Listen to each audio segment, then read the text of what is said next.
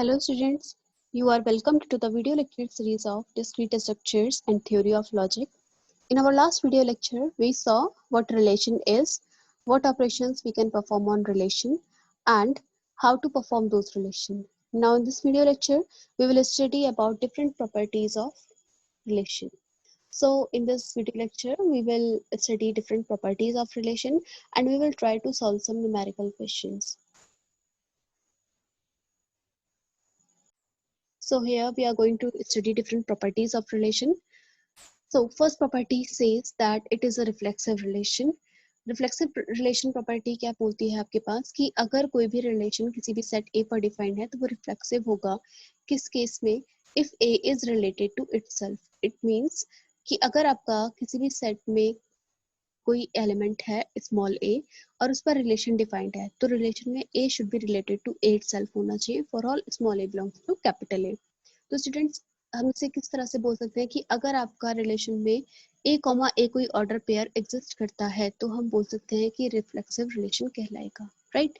अब इस पर एक बहुत इंपॉर्टेंट नोट आप नोट कीजिएगा कि नंबर ऑफ रिफ्लेक्सिव रिलेशन, कभी कभी आपसे यूनिवर्सिटी एग्जाम्स में पूछा जाता है, आपको एक पर्टिकुलर सेट दे दिया, सेट में आपको एलिमेंट्स पता है, लेट्स से उसने बोला उस सेट में 3 एलिमेंट्स हैं तो कितने number of reflexive relation possible है. तो नंबर ऑफ रिफ्लेक्सिव रिलेशन निकालने के लिए दिस इज द फॉर्मूला 2 की power n square minus n. इस फॉर्मूले से आप number of reflexive relation calculate कर सकते हो किसी भी रिलेशन पर. इसका एग्जांपल देखते हैं. Let a equal to a comma b, एक सेट है उसमें a कॉमा b 2 एलिमेंट दिए हैं और एक रिलेशन डिफाइंड है r. आपको चेक करना है वेदर इट इज रिफ्लेक्सिव और नॉट. सिंस हम देखें कि a में a है, पहला एलिमेंट क्या है, स्मॉल a, तो small a comma small a relation में है, एग्जिस्ट कर रहा है, इट मींस रिफ्लेक्सिव हो सकता है. बट दूसरे एलिमेंट के साथ भी ये रिलेशन होना चाहिए. तो हम चेक करें, b दूसरा एलिमेंट है हमारे पास, तो b कॉमा b भी एग्जिस्ट कर रहा है. इट मींस कैपिटल ए में रिलेशन आपके सेट में जितने भी एलिमेंट्स हैं उन हर एलिमेंट के लिए रिफ्लेक्सिव होना चाहिए, यानी कि A should be related to A itself होना चाहिए क्योंकि ए और बी 2 एलिमेंट हैं और दोनों के लिए ही प्रॉपर्टी होल्ड हो रही है. सो वी कैन से कि R is a reflexive relation. Next property हम चेक करते हैं. नेक्स्ट प्रॉपर्टी कहती है कि इट रिलेशन रिफ्लेक्सिव इररिफ्लेक्सिव कहलाएगा. रिलेशन, कोई भी रिलेशन इररिफ्लेक्सिव किस केस में होगा, जब आपके पास A does not belong to relation है, उस केस में आपका रिलेशन क्या कहलाएगा, इररिफ्लेक्सिव रिलेशन. तो हम यहाँ पर चेक करें कि लेट A इक्वल टू 1,2. आपको दिया है एक सेट A में, उसमें 2 एलिमेंट है और एक रिलेशन है 1,2 and 2,1. So here we can see कि 1,1 भी रिलेशन में नहीं है और 2,2 भी आपके रिलेशन में एग्जिस्ट नहीं कर रहा. सो वी कैन से कि R is a irreflexive relation, right. Next हम चेक करते हैं. थर्ड प्रॉपर्टी कहती है non reflexive relation. Non reflexive relation आपका किस केस में होगा, कोई भी रिलेशन नॉन रिफ्लेक्सिव होगा whether neither it is reflexive और नॉट रिफ्लेक्सिव, यानी कि ना ही आपका रिलेशन रिफ्लेक्सिव है और ना ही इररिफ्लेक्सिव है, उस केस में रिलेशन आपका होगा नॉन रिफ्लेक्सिव रिलेशन.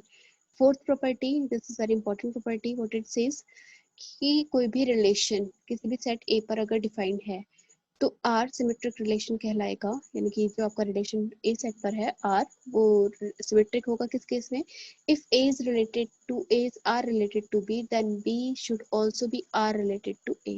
यानी कि अगर ए कॉमा बी आपके रिलेशन में बिलोंग कर रहा है, this should imply that B comma A also belongs to R. इसको हम इस तरह से भी लिख सकते हैं, A R B implies B R A for all A comma B belongs to ए. अब इस पर एक और इम्पोर्टेंट नोट कि अगर कभी कभी आपसे यूनिवर्सिटी एग्जाम में क्वेश्चन पूछते हैं कि नंबर ऑफ सिमेट्रिक रिलेशन बताने हैं from A to A, same relation में नंबर ऑफ सिमेट्रिक रिलेशन आप बताने हैं, तो आप किस तरह से बताएंगे, आप इस फॉर्मूले का यूज करेंगे 2 की power n into n plus 1/2. ये इस फॉर्मूले से आप total number of symmetric relation calculate कर सकते हैं किसी भी पर्टिकुलर सेट पर. नेक्स्ट हमारी फिफ्थ प्रॉपर्टी क्या कहती है. फिफ्थ प्रॉपर्टी सेज, अभी हम पहले इसका एग्जांपल देख लेते हैं, उसके बाद फिफ्थ प्रॉपर्टी पर आते हैं. तो हम यहाँ पर चेक करते हैं सिमेट्रिक रिलेशन का एग्जांपल, जिससे कि आपको न्यूमेरिकल्स में हेल्प मिलेगी. लेट्स से एक रिलेशन है, इस पर हमने 2 रिलेशन बनाए हैं, first is R1 and second is R2. तो हमारा रिलेशन R1 सिमेट्रिक होगा. अब सिमेट्रिक क्यों होगा हम चेक करें एक बार कि सिमेट्रिक कहता है कि अगर A is related to B then B should also be related to A. तो हम यहाँ पर चेक करें 2,4 एग्जिस्ट कर रहा है तो 4,2 भी होना चाहिए. तो हम क्या चेक करें, 4,2 है, यस हमारे पास एग्जिस्ट है 4,2. नेक्स्ट अगेन चेक करें 4,5 अगर हमारे पास रिलेशन में है तो 5,4 भी होना चाहिए, तो हम चेक करें 5,4 भी एग्जिस्ट कर रहा है। 6,6 ये तो सेम ही है, तो बार बार रिपीट नहीं कर सकते हम इसको। तो सारे एलिमेंट का if A is related to B then B is related to A, ये प्रॉपर्टी हमारी होल्ड हो रही है, so we can say R1 is symmetric. Fine. Next example देखें R2 को चेक करें क्या सिमेट्रिक होगा या नहीं होगा। तो हम यहाँ पर चेक करते हैं 2,4 related to 2,4 is related but 4,2 is not related क्योंकि 4,2 का order pair इसमें नहीं given है, so we can say R2 is not symmetric. Hope this example should be clear to all of you. Next property हम check करते हैं anti symmetric relation. कोई भी रिलेशन एंटी सिमेट्रिक कहलाएगा, किस केस में कहलाएगा?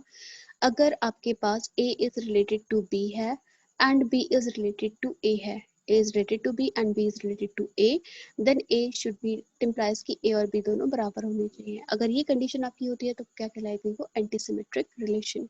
एग्जाम्पल हम चेक करें कि किसी भी नेचुरल नंबर के सेट में अगर A डिवाइड्स B एक रिलेशन है तो वो एंटी सिमेट्रिक होगा। क्यों? क्योंकि A डिवाइड्स B और B डिवाइड्स A तभी पॉसिबल है, यानी कि दोनों एक दूसरे को वाइस वर्सा डिवाइड किस केस में कर सकते हैं? उसी केस में पॉसिबल है ये, जब आपका A और B दोनों बराबर हो। होप ये आपको क्लियर होगा। मैं एक बार दोबारा रिपीट कर देती हूँ इसका एग्जांपल। लेट्स से कि आपके पास A डिवाइड B एक एंटी सिमेट्रिक रिलेशन है। अभी हमें ये नहीं पता कि A divides B anti symmetric है या नहीं है, हम चेक करेंगे नेचुरल नंबर्स के सेट के लिए कि A divides B anti symmetric होगा या नहीं होगा। किस केस में? कि अगर आपका A डिवाइड्स B है तो B डिवाइड्स A तभी पॉसिबल है जब A और B दोनों बराबर हो, क्योंकि ये प्रॉपर्टी किसकी है? एंटी सिमेट्रिक की, तो ये रिलेशन क्या होगा? एंटी सिमेट्रिक रिलेशन होगा। नेक्स्ट रिलेशन पर आते हैं एसिमेट्रिक रिलेशन। कोई भी रिलेशन एसिमेट्रिक कहलाएगा किस केस में? जब A is related to B then B does not belong to A होना चाहिए for A is not equal to B। यानी कि ऐसे दो एलिमेंट जो A और B आपस में बराबर नहीं है उनके लिए अगर A, B रिलेशन में एग्जिस्ट करता है तो B, A रिलेशन में नहीं होना चाहिए। This property is called asymmetric relation या एसिमेट्रिक प्रॉपर्टी। एग्जाम्पल से देखते हैं A इक्वल टू 1, 2, 3 तीन एलिमेंट्स दिए हैं और R एक रिलेशन डिफाइंड है इस तरह। तो इसे चेक करते हैं कि क्या ये रिलेशन एसिमेट्रिक होगा। यस, ये रिलेशन एसिमेट्रिक होगा। रीजन इज कि 1, 2 belongs to relation but 2, 1 relation में नहीं है। अगेन 2, 3 रिलेशन में है बट 3, 2 रिलेशन में नहीं है। 3, 1 रिलेशन में है बट 1, 1 रिलेशन में नहीं है। 1, 1 रिलेशन में है तो ये चल जाएगा क्योंकि हमारा प्रॉपर्टी किसके लिए चेक करनी है? A is not equal to B के लिए चेक करनी है। यहाँ पर A इक्वल टू B है 1, 1 में, तो हम चेक कर रहे हैं कि ये सारे प्रॉपर्टी होल्ड हो रही है जो कि हमारे एसिमेट्रिक रिलेशन के लिए होनी चाहिए। तो this is the asymmetric relation. Next, we see very important property of relation, transitive relation. Transitive relation किस किस में कहलाएगा? Transitive relation की property होती है if A is related to B and B is related to C, then it implies that A, C should be related to R. अगर A B relation में है और B और C रिलेशन में है then A और C भी आपस में रिलेशन में होने चाहिए। For example let's say A equal to 135, A एक आपका 135 सेट है एंड R एक सेट है, रिलेशन गिवन है उस सेट पर ये। तो हम यहाँ चेक करें कि 1 is related to 3 and 3 is related to 5। यहाँ पर अगर चेक करें 1 is related to 3 and 3 is related to 5, it implies that 1 related to 5 भी होना चाहिए, यानी कि 1, 5 भी एग्जिस्ट करना चाहिए। तो रिलेशन में 1, 5 भी आपका एग्जिस्ट कर रहा है। It means transitive property hold, so it is a transitive relation. Hope this is clear to you. Next हम आते हैं, हमारा नेक्स्ट प्रॉपर्टी कहलाती है इक्विवेलेंस रिलेशन और equality of relation. This is very important term. इस पर बहुत से न्यूमेरिकल्स आप एग्जाम में देख सकते हैं। यूनिवर्सिटी में बहुत सारे क्वेश्चंस इक्विवेलेंस रिलेशन पर पूछे जाते हैं। तो इक्विवेलेंस रिलेशन कहलाता है हमारे पास अगर तीन प्रॉपर्टी हमारी फॉलो हो। आपने जो तीन प्रॉपर्टी अभी ऊपर पढ़ी हैं, बहुत सारी प्रॉपर्टीज पढ़ी हैं, बट उनमें से अगर तीन प्रॉपर्टी होल्ड होती है so we can say कि it is an equivalence relation. The first property is reflexive, second is symmetric and third is transitive. तो अगर ये तीनों प्रॉपर्टी फॉलो होती है तो हम कह सकते हैं कि कोई भी रिलेशन इक्विवेलेंस रिलेशन कहलाएगा या इक्वालिटी ऑफ रिलेशन में होगा। लेट्स से रिफ्लेक्सिव प्रॉपर्टी क्या कहती है? A is related to A itself for all small a belongs to capital A. Next, if symmetric property कहती है कि if A is related to B then it implies that B is related to A for all A, B belongs to capital A. Next transitive property कहती है कि if A is related to B and B is related to C, यानी कि A आपका B से related है and B C से related है, तो it implies that A should be related to C for all A, C, A B C belongs to capital A। तो ये तीन इंपॉर्टेंट प्रॉपर्टीज हैं, अगर ये तीनों एक साथ फुलफिल होती है किसी रिलेशन में, तो उस रिलेशन को हम कह सकते हैं कि that is the equivalence relation. पर न्यूमेरिकल्स हम देखेंगे अभी। नेक्स्ट उससे पहले हम ये टॉपिक पढ़ते हैं कंपोजिट रिलेशन। कंपोजिट रिलेशन क्या होता है? जब हम दो या दो से ज्यादा रिलेशंस को आपस में मर्ज करते हैं तो उस रिलेशन को हम बोलते हैं this is the composite relation. Example इस डेफिनेशन से क्लियर हो जाएगा। Let A B C be three non empty set, हमारे पास तीन नॉन एम्प्टी सेट हैं and R be R relation from A to B. A से बी में एक रिलेशन है आर और बी से सी में एक रिलेशन है एस, राइट। तो हमारे पास क्या है कि तीन सेट हैं, उन सेट में से ए और बी पर रिलेशन है आर एंड बी और सी पर रिलेशन है एक एस। तो S O R will be called a composite relation या R O S is called the composite relation. उसकी डेफिनेशन क्या होगी? ए कॉमा सी में होगा सच दैट कि अगर A comma B belongs to R और B comma C belongs to S है, देन उस केस में A comma C belongs to S O R होगा, राइट। तो एग्जांपल से देखिए कि अगर if A is related to R and B is related to B, C is related to S, तो उस केस में क्या इम्प्लाई होगा? A, C should belong to SOR. This is the composite relation और A, C उस composite relation में exist करना चाहिए अगर आपकी ये दोनों कंडीशन फुलफिल होती हैं। A, B R में है, B, C S में है, तो A, C SOR में आ जाएगा ऑटोमेटिकली। कभी कभी दो रिलेशन पर ना पूछकर आपसे सिंगल रिलेशन पर पूछा जाता है कंपोजिट रिलेशन, यानी कि एक सिंगल रिलेशन है उस पर आपको कंपोजिट रिलेशन पूछा गया है, तो उसको हम निकालते हैं आर ओ आर या उसको हम आर स्क्वायर भी बोलते हैं। सिमिलरली आर क्यूब का मतलब होगा आपके पास आर स्क्वायर ओ आर, यानी कि 3 बार आर का कंपोजिट रिलेशन आप निकालेंगे, 3 आर का कंपोजिट रिलेशन निकालेंगे, वो कहलाएगा आपका आर क्यूब। सिमिलरली आप R5 निकाल सकते हैं, R6 निकाल सकते हैं, जो भी पावर्स आपको दिए आप कैलकुलेट कर सकते हैं सिंगल रिलेशन पर कंपोजिट रिलेशन। इसको एग्जांपल से समझते हैं। आपके पास एक क्वेश्चन दिया है हमें यहाँ पर, A equal to 1 2 3, B equal to P Q R and C equal to X Y Z। ये तीन रिलेशन दिए हैं, तीन सेट दिए हैं और उन पर ये दो रिलेशन दिए हैं, एक R एंड एक S, राइट। तो R रिलेशन दिया है A से B में और S रिलेशन दिया है आपका B से C में। तो हम यहाँ पर निकालना है, कंप्यूट करना है ROS। बहुत इजी क्वेश्चन है, इसको निकालने के लिए हम करते क्या है, हम एक डायग्राम बनाते हैं जिसमें कि हम रिलेशन को मैपिंग शो करते हैं। तो लेट्स से हमारा A सेट है, हमने A सेट ड्रॉ किया, देन हमने B सेट ड्रॉ किया और उसके एलिमेंट्स उसमें फिल किए, एंड देन हमने थर्ड C सेट डिनोट किया, उसके एलिमेंट्स उसमें फिल किए XYZ। अब आर रिलेशन को हमने मैपिंग शो की, यहाँ पर सबसे पहले हमने शो किया आर रिलेशन की मैपिंग, क्योंकि हमें निकालना है आर ओ एस। तो आर रिलेशन की मैपिंग क्या रही है, 1 इज रिलेटेड टू पी, तो हमने ये ड्रॉ किया 1 इज रिलेटेड टू पी, ये आपको दिख रहा होगा। Second 1 is related to R, तो हमने यहाँ पर शो किया 1 is related to R. Next 2 Q, तो 2 को हमने क्यू से रिलेट किया। इस तरह से हमने सारी मैपिंग को जो भी आपके रिलेशन में दी थी हमने यहाँ पर शो कर दिया। नेक्स्ट हमें शो करना है एस। एस रिलेशन कह रहा है p, y, q, x और r, z। तो हमने ये मैपिंग शो कर दी, तीनों को आपस में मैप कर दिया जो भी आपके ऑर्डर पेयर गिवन थे एस की। अब हमें निकालना है इसका कंपोजिट रिलेशन, तो हम किस तरह से निकालते हैं? लेट्स से कि जो आपका पहला टर्म है 1 is related to p and p is related to y। तो p हम किस तरह से एक ट्रांजिटिविटी हम एक्सप्लेन कर सकते हैं, 1 तो p से रिलेटेड है और p y से रिलेटेड है, तो हम ये बोल सकते हैं कि 1 इज रिलेटेड टू y, तो हमने पहला ऑर्डर पेयर लिखा 1, y अपने आंसर में। नेक्स्ट इज हम देखें 2, 1 is related to r and r is related to z, तो 1, z दूसरा आ जाएगा, तो हमने अपने रिलेशन में लिखा 1, z। ये दूसरा ऑर्डर पेयर आ गया हमारे आंसर में ROS में। Next 2 is related to q and q is related to x, तो 2, x हम लिख सकते हैं, तो हमने 2, x लिखा।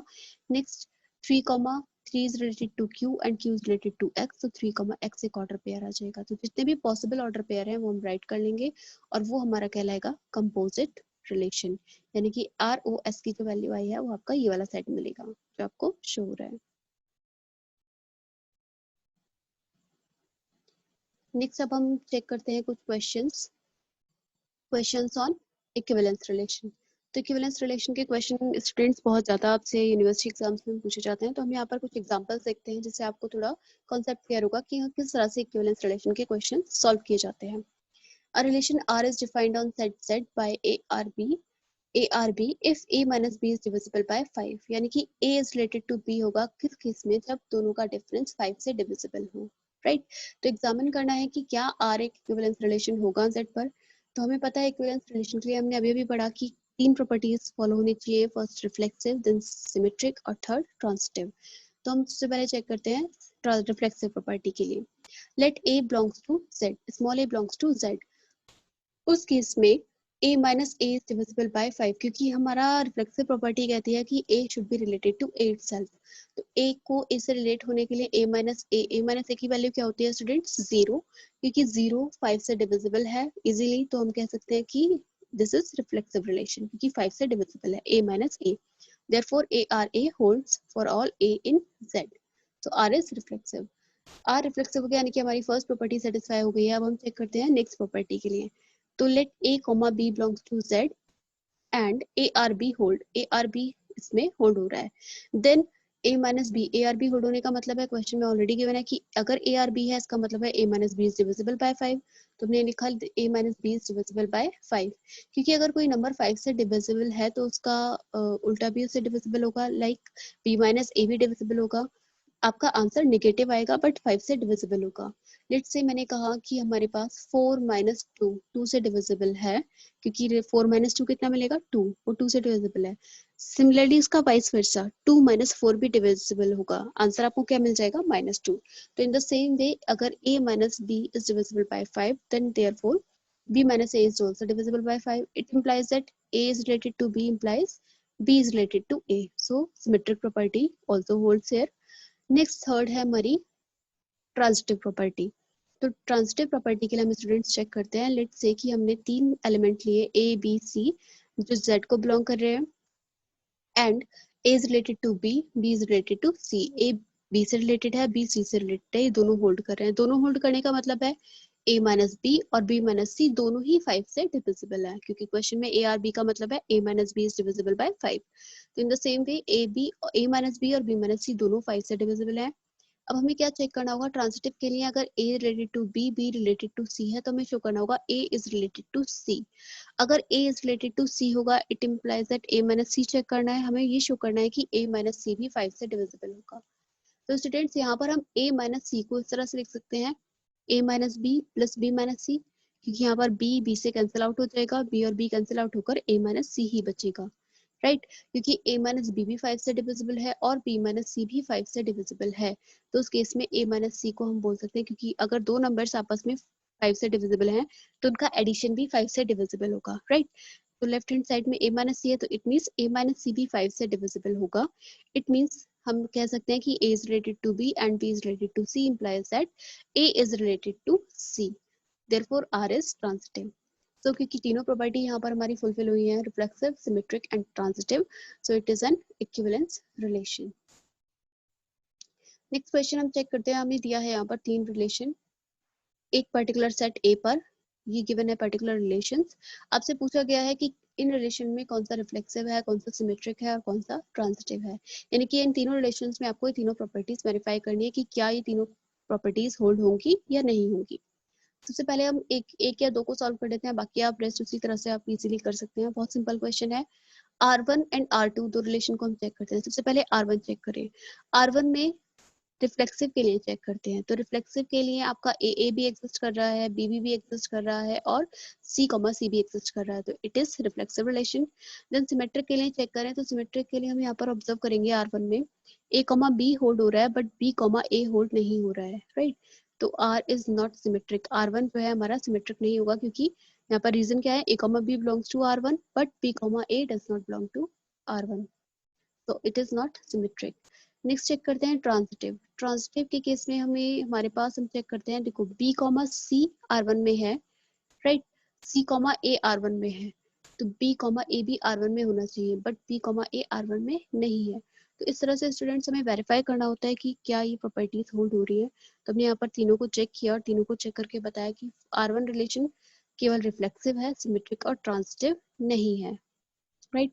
इसी तरह से हम R2 के लिए चेक कर सकते हैं। R2 हमारे पास क्योंकि ए एग्जिस्ट कर रहा है, तो R2 हमारे पास रिफ्लेक्सिव है, सॉरी रिफ्लेक्सिव नहीं होगा। रीजन इज क्योंकि केवल ए है, जबकि कैपिटल ए सेट में क्या है, बी सी बी है, तो बी कॉमा बी और सी कॉमा सी भी होना चाहिए था, बट R2 में बी कॉमा बी और सी कॉमा सी नहीं है, इसलिए R2 हमारा रिफ्लेक्सिव नहीं है, बट ये सिमेट्रिक और ट्रांजिटिव होगा।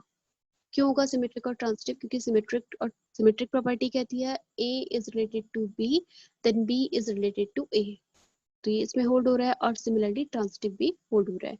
तो इसी तरह हम इन सारे क्वेश्चंस को इन सारे R3 और R4 को भी चेक कर सकते हैं। नेक्स्ट आते हैं हम थर्ड एग्जांपल पर। Let R be a relation on Z cross Z such that, कि आपको कंडीशन दी है A, B, C, D is belongs to R, यानी कि दोनों ऑर्डर पेयर आपके रिलेशन में है। इट इम्प्लाइज, ये बेटा डबल इम्प्लीकेशन है स्टूडेंट्स। तो डबल इम्प्लीकेशन में क्या होता है, डबल इम्प्लीकेशन में अगर लेफ्ट हैंड साइड से हम इम्प्लाई कर सकते हैं राइट हैंड साइड, और राइट हैंड साइड इम्प्लाई करती है लेफ्ट हैंड साइड को, so this is a double implication. तो हमें इस केस में शो करना है कि क्या ये इक्विवेलेंस रिलेशन होगा, यानी कि हम यहाँ पर कर क्या रहे हैं, A, B is related to C, D है, उस केस में A plus G equal to B plus C है, या फिर अगर A plus G equal to B plus C है, it means A, B is related to C, D है। तो आपको दोनों में से कोई भी कंडीशन चेक करनी है, तो हम चेक करेंगे यहाँ पर R रिफ्लेक्सिव होना चाहिए, सिमेट्रिक होना चाहिए और ट्रांजिटिव होना चाहिए टू शो इक्विवेलेंस रिलेशन। तो R इज रिफ्लेक्सिव के केस में चेक करते हैं। Suppose A, B is an ordered pair, हमने एज्यूम किया कि A, B एक ऑर्डर पेयर है Z क्रॉस Z में, then we must show A related to B is A, B related to A, B, हमें ये शो करना है, राइट?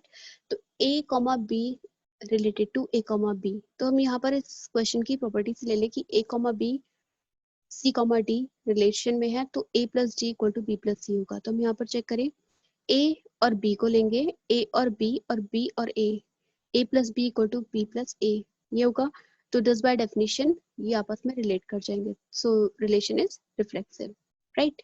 नेक्स्ट चेक करें सिमेट्रिक के लिए। सिमेट्रिक के लिए में क्या शो करना होगा, C, D is related to A, B। Let's say कि A, B और C, D रिलेटेड है, तो हमें इसका जस्ट रिवर्स शो करना होगा, C, D is related to A, B।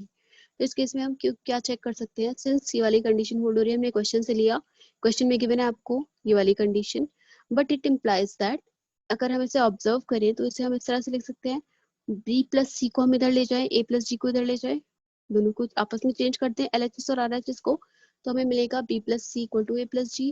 अब इस कंडीशन के बेसिस पर हम क्वेश्चन से चेक अगर करते हैं, तो क्वेश्चन में अगर ये होल्ड हो रहा है तो इसका ये वाली कंडीशन फॉलो होनी चाहिए, A, B, C, D related to R। तो क्योंकि इस रिलेशन से हम चेक कर सकते हैं, so by definition of relation C, D related to A, B, तो हमारा ये भी प्रूव हो गया है, it means relation is symmetric. Last one is third, transitive के लिए चेक करना है। तो ट्रांजिटिव प्रॉपर्टी के लिए हमें तीन एलिमेंट्स लेने हैं, हमने लेट एज्यूम किया कि A, B, C, D and E, F, ये तीन हमने ऑर्डर पेयर लिए, ये एलिमेंट्स है Z क्रॉस Z के। तो हम क्या शो करना है कि A, B is related to C, D and C, D is related to E, F, तो हमें we must show that A, B is related to E, F, right? फिर हम किस तरह से चेक करेंगे, A, B is related to C, D, हमने assume किया हुआ है, तो इससे ये वाली कंडीशन फुलफिल होगी, क्वेश्चन में गिवन है आपको, which means अगर मैं इनको माइनस में ले जाऊँ तो B इधर जाके माइनस का हो जाएगा, D इधर जाके माइनस का हो जाएगा, तो ये मिलेगा A minus B equal to C minus D, right?